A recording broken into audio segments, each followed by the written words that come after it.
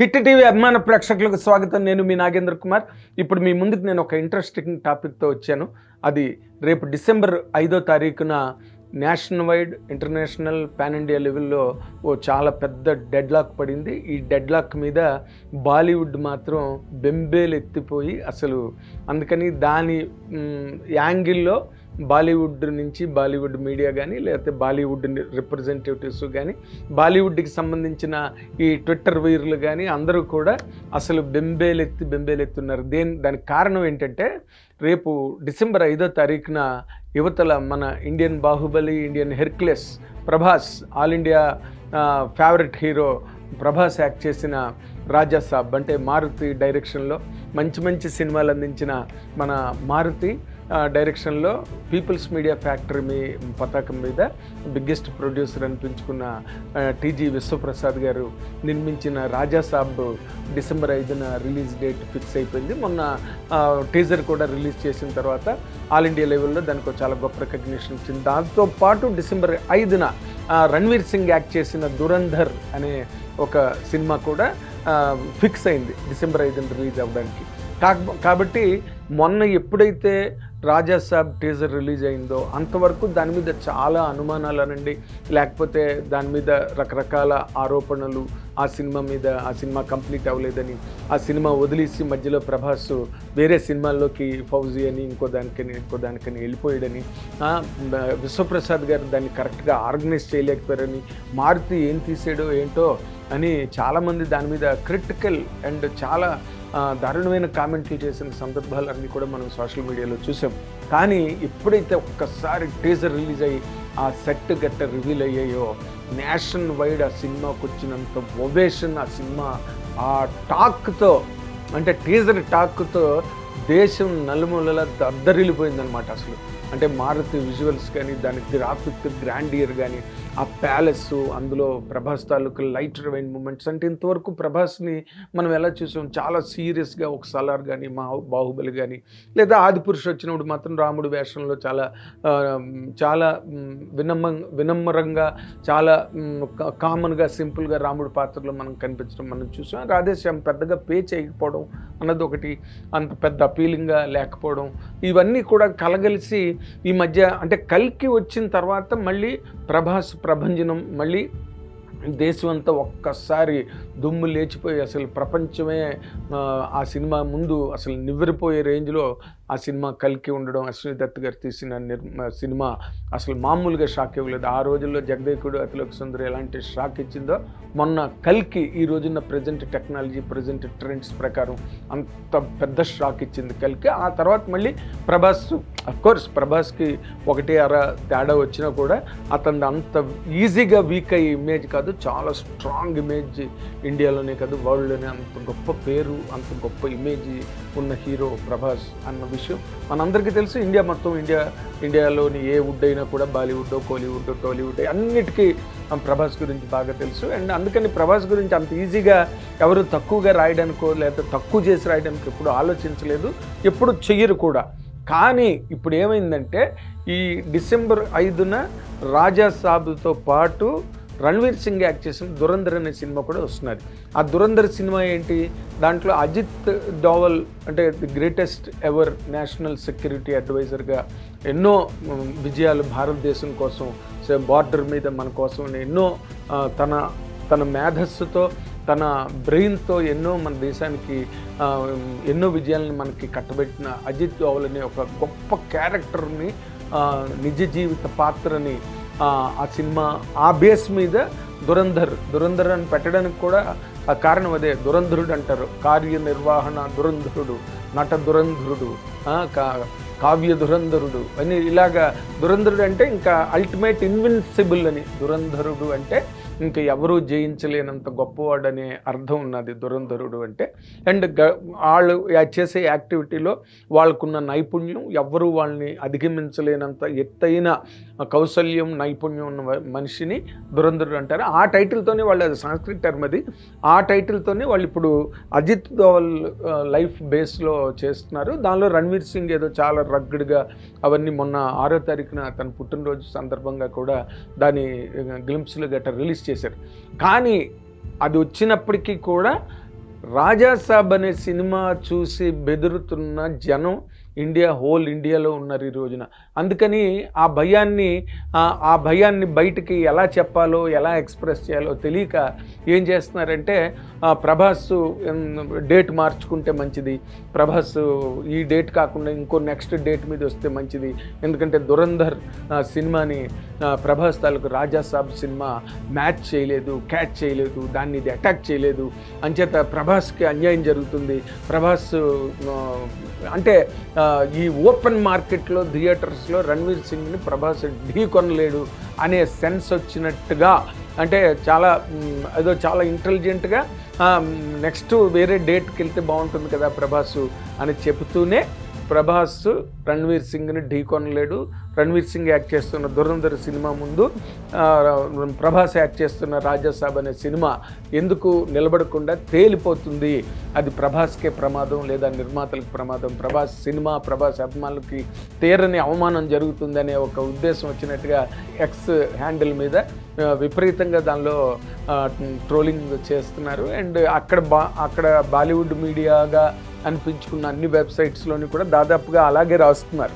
కానీ దాని వెనకాతలో ఉన్న ప్రధానమైన భయం ఏంటంటే, ప్రభాస్ మొన్న వచ్చిన టీజర్ చూసినప్పుడు ఇంతవరకు చూడని ప్రభాస్ ఇలా ఉంటే బాగుంటుందని అనిపించే కైండ్ ఆఫ్ ఒక జావియల్ కామెడీ కానండి, ఎంటర్టైనింగ్ మూడు, అది ఒక హారర్ ఫ్యాంటసీ, దాని ప్యాలెస్ అవన్నీ చూస్తే కూడా అందరికీ కళ్ళు తిరిగిపోయినాయి. ప్రభాస్ అభిమానులు అఫ్ కోర్స్ వాళ్ళు మొన్న టీజర్ వచ్చిన తర్వాత వాళ్ళు కాళ్ళు ఎగరేసి బ్రహ్మాండంగా అసలు మామూలుగా తలెత్తుకుని తిరుగుతున్నారు. దాన్ని ఆ విధంగా మలచిన డైరెక్టర్ మారుతికి 100% హ్యాట్సాప్ చెప్పాలి. అండ్ అంత బడ్జెట్, అంత ఛాలెంజ్ తీసుకుని దానికి ఎంత ఖర్చు అయినప్పటికీ కూడా నిలబడి highest budget and highest production values ఉన్న సినిమా ఇండస్ట్రీలో మాట్లాడుకుంటున్నారు. దాని గురించి ఆ మాట్లాడుకున్నది అది అప్పుడప్పుడు నాతో విశ్వప్రసాద్గా పర్సనల్గా చెప్తున్నది కూడా, వాటన్నిటిని బట్టి అది ఆ టీజర్ చూసినప్పుడు మాత్రం అందరికీ గూస్ బంప్స్ వచ్చినాయి థియేటర్లోని. అండ్ ఇంకా సోషల్ మీడియాలో అది ఎప్పుడైతే రిలీజ్ అయిందో ఇంకా అసలు అందరికీ కూడా కళ్ళు తిరిగాయి అన్నమాట. ఆ కళ్ళు తిరగడంలో బాలీవుడ్కి ఇంకొంచెం ఎక్కువ తిరిగినాయి. అందుకని ఏంటంటే రణ్వీర్ సింగ్ ఈ సినిమా ముందు కనుక ఈ సినిమా కూడా అదే రోజున పడితే డిసెంబర్ 5న పెద్ద డెడ్ లాక్ కదా, ఆ రోజున కనుక ఒకవేళ ప్రభాస్ సినిమా బాగుండి రణ్వీర్ సింగ్ సినిమా ఎగిరిపోతుందేమో అనే ఒక భయం బాలీవుడ్లో పట్టుకుని ఒక రకమైన విషం చిమ్మడం, అంటే చాలా మర్మగర్భంగా బయటకు కనిపించకుండా ఇండైరెక్ట్గా పరోక్షంగా చాలా జెంటిల్గా మాట్లాడుతున్నట్టుగానే మాట్లాడి ప్రభాస్ మీద విషం చిమ్మడానికి ట్రై చేస్తున్నది Bollywood media. And X handle మీద చాలామంది బాలీవుడ్కి సంబంధించిన వాళ్ళు ట్వీట్ చేస్తున్నారు. కానీ ఒక్క మాట మాత్రం నిజం, మన తెలుగు అంటేనే ఈ రోజున బాలీవుడ్లో భయం పట్టుకుంది, గుండెల్లో రైళ్లు పరిగెడుతున్నాయి మన తెలుగు డైరెక్టర్లన్నా తెలుగు హీరోలన్నా కూడా. త్వరలో వార్ 2 కూడా రిలీజ్ కాబోతోంది, జూనియర్ ఎన్టీఆర్ యాక్ట్ చేసింది. మనం బేసిక్గా ఇక్కడ మన తెలుగు ఇండస్ట్రీ పరంగా ఈ రోజున ఒక రాజమౌళి గారు తెచ్చిన ఒక ఖ్యాతి, ప్రఖ్యాతమైన కీర్తి ప్రతిష్టలు రాజమౌళి వల్ల తెలుగు సినిమా ఇండస్ట్రీకి దక్కాయి. అక్కడి నుంచి ఇంకా మళ్ళీ త్రిబుల్ దుమ్ము లేపిస్తుంది, ఆస్కార్ అవార్డు కూడా వచ్చింది. మనం ఇప్పుడు వార్తల్లో చదవడం ఆస్కార్ అవార్డు గురించి ఎవరి గురించి వచ్చింది, ఆ పేర్లు కూడా మనకు గుర్తులేనని ఎక్కడో విదేశాల్లో వాళ్ళందరికీ అది రావడం మనకి పరిపాటిగా వస్తుంది. కానీ ఈసారి మొట్టమొదట ఆస్కార్ వేదిక మీద మన కీరవాణి గారు, మన రాహుల్ సిప్పిగంజి, మన కాలభైరవ వీళ్ళందరూ కనిపించడం, రామ్ చరణ్ గారు అక్కడికి వెళ్ళడం, ఇదంతా ఇదేదో మన ఇంట్లో పండగలాగా నంది అవార్డు అన్నంత దగ్గరగా మనకి ఆస్కార్ అవార్డు ఫీలింగ్ ఇచ్చిన cinema triple R.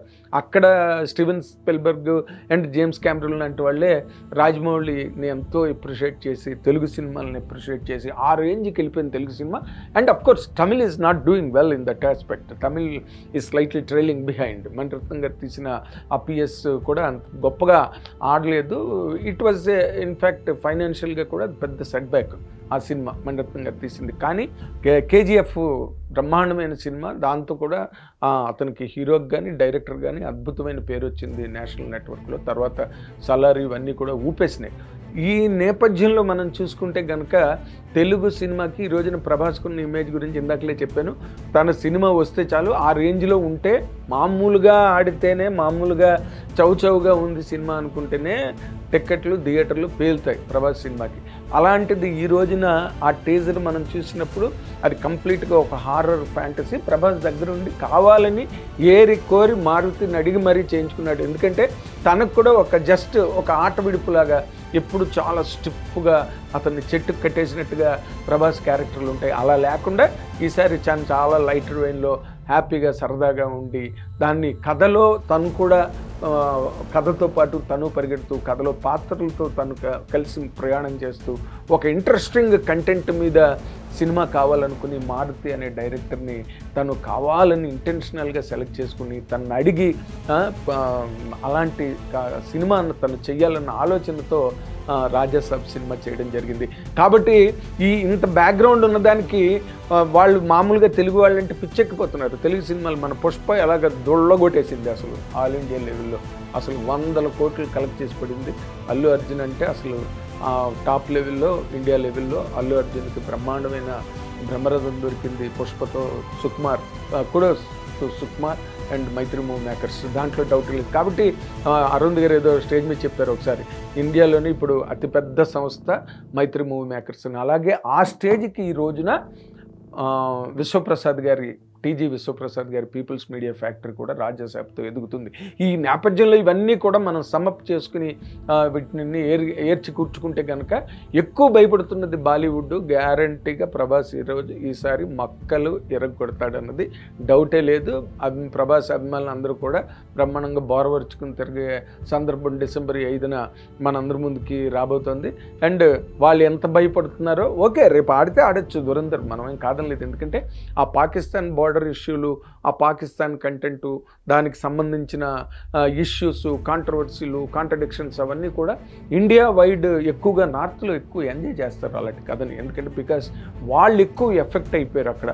Pakistan terrorism కానివ్వండి, cross border terrorism, cross border infiltration, వీటన్నిటి వల్ల ఎక్కువగా ఎఫెక్ట్ అయింది నార్త్లోనే. కాబట్టి ఆ కథలు ఎక్కువగా వాళ్ళు ఆదరిస్తారు. కానీ ఎంటర్టైన్మెంట్కు ఉండే వాల్యూ ఏ రోజైనా ఎప్పుడు తగ్గదు.